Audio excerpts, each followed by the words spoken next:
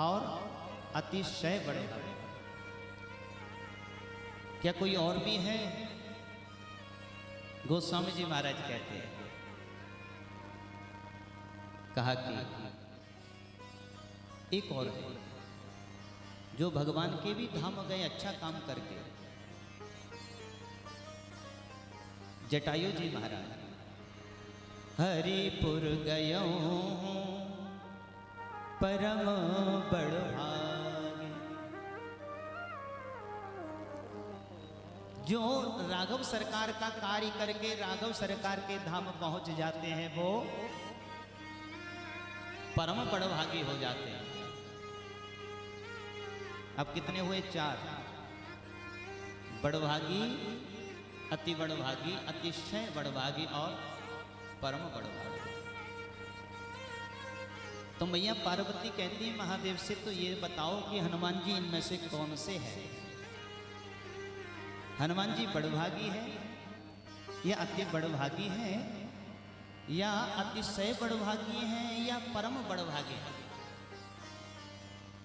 महादेव कहने लगे, देवी हनुमान जी इनमें से कोई नहीं। फिर कहा, हनुमान तो हनुमान सम नहीं बड़भागी। ये 4 हुए लेकिन फिर भी हनुमान सम नहीं बड़भागी। क्यों बड़भागी नहीं? क्योंकि प्रमाण दिया। पहला प्रमाण तो प्रभु चरित्र सुनवे को रसिया। दूसरा प्रमाण दिया हनुमान जी क्यों बड़भागी है। देखिए, आज मनसा पूरण हनुमान जी के मंदिर के सामने के प्रांगण में ये कथा चल रही है, श्री रामचरितमानस।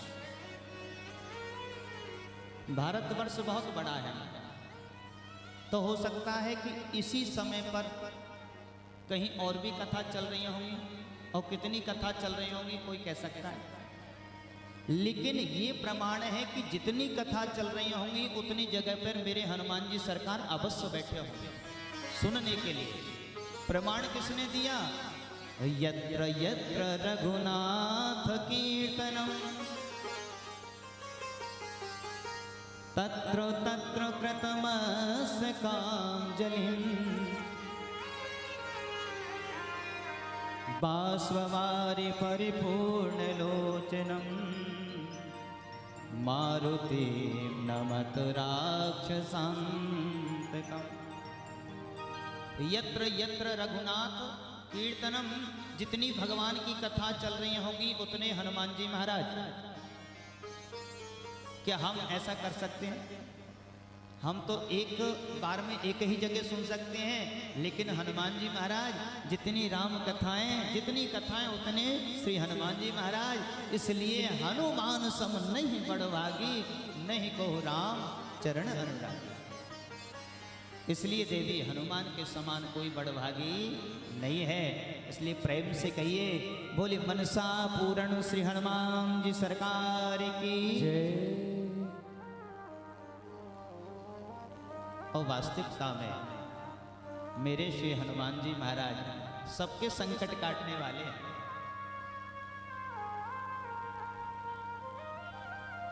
मां जानकी की तक जिन्होंने खोज लगाई, और ऐसा कौन सा कार्य है जो हनुमान जी महाराज नहीं कर सकते?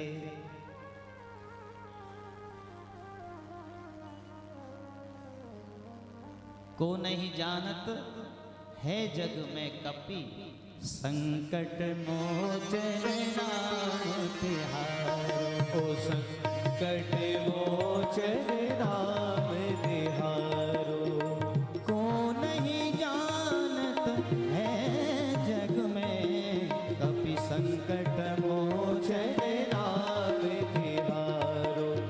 संकट मोचन नाम तिहारो, संकट मोचन नाम तिहारो। तो ऐसे श्री हनुमान जी महाराज के चरणों में प्रणाम करते हुए श्री रामचरितमानस के प्रथम श्लोक में जाएंगे। इससे पहले 2 मिनट के लिए हनुमान जी महाराज का ध्यान छोटे से भजन के माध्यम से कर लें कि देव तो बहुत हैं, लेकिन मेरे बजरंग बली का कहना ही अलग है। देवों में देव हजारों हैं, बजरंग बली का क्या कहना। और जो बजरंग बली के भक्त है वो प्रेम से ताली की सेवा करते हुए गाना। और एक बात अवश्य समझ लो, राघव सरकार तक पहुंचना है तो हनुमान जी के चरण पकड़ना पड़ेगा। बिना विधायक बिना मंत्री के प्रधानमंत्री तक पहुंचना संभव नहीं है। इसलिए देवों में देवों में देवों में देव हजारों हैं, बजरंग बली का क्या कहना। देवों में देव हजारों हैं, बजरंग बली का क्या कहना। देवों में देव हजारों हैं, बजरंग बली का क्या कहना। देवों में देव हजारों हैं, बजरंग बली का क्या कहना। इनकी शक्ति का क्या कहना, इनकी भक्ति का क्या कहना। इनकी शक्ति का क्या कहना, इनकी भक्ति का क्या कहना। इनकी शक्ति का क्या कहना, इनकी भक्ति का क्या कहना। इनकी शक्ति का क्या कहना, इनकी भक्ति का क्या कहना। देवों में देवों में देवों में देव हजारों हैं, बजरंग बली का क्या कहना। देवों में देव हजारों हैं, बजरंग बली का क्या कहना।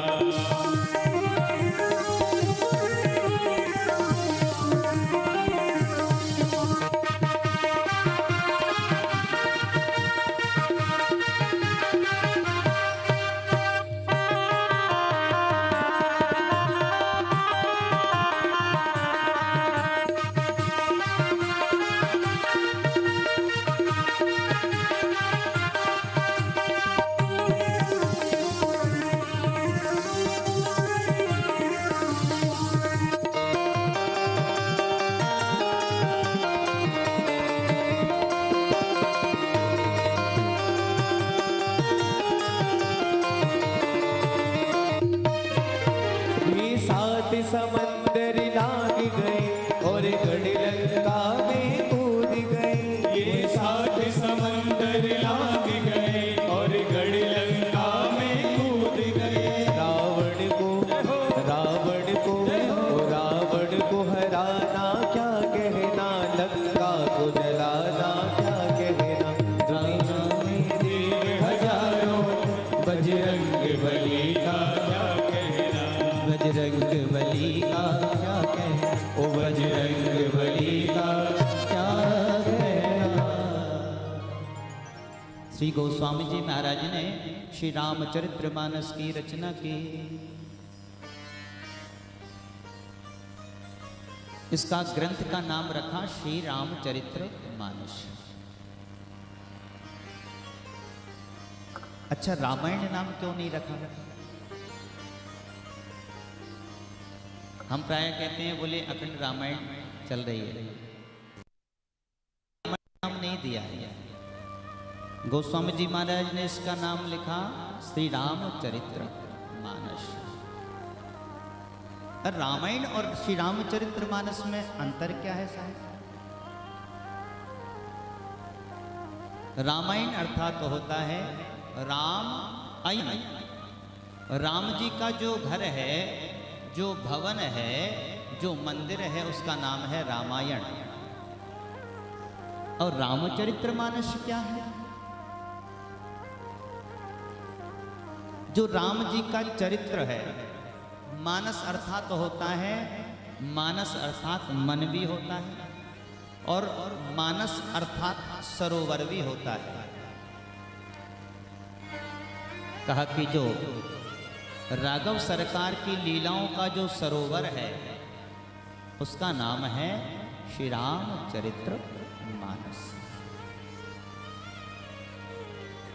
ये सरोवर अथाय है। अथाय किसके लिए है? जो इस सरोवर में डुबकी लगा बैठे हैं। जो उसमें डुबकी लगा रहे हैं उनके लिए ये सरोवर अथाह होता जाता है। वो उसमें और गहराई में डूबते जाते हैं और उनको आनंद मिलता जाता है। जितना रामचरितमानस को हम पढ़ेंगे, हर एक बात